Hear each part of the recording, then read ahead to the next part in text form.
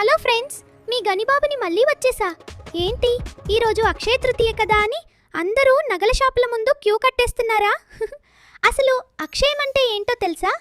ఎప్పటికీ తరగనిది అని అర్థం. ఈరోజు ఏ పని చేసినా దాని ఫలితం అనంతంగా పెరుగుతుందని పురాణాలు చెబుతున్నాయి. మీకు ఒక సీక్రెట్ చెప్పనా?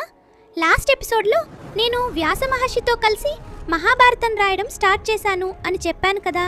అది మొదలుపెట్టింది కూడా సరిగ్గా ఇదే అక్షయ తృతీయ రోజునే. అంతేకాదు, శ్రీకృష్ణుడు ద్రౌపదికి ఎప్పటికీ అన్నం తరిగిపోని అక్షయ పాత్రను ఇచ్చింది కూడా ఈరోజే.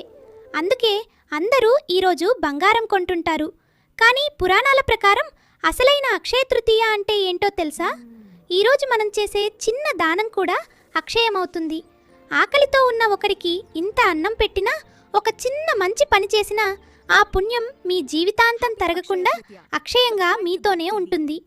మరి ఈ అక్షయ తృతీయకి బంగారం మాత్రమే కాదు, కొంచెం పుణ్యాన్ని కూడా కొనుక్కుందామా?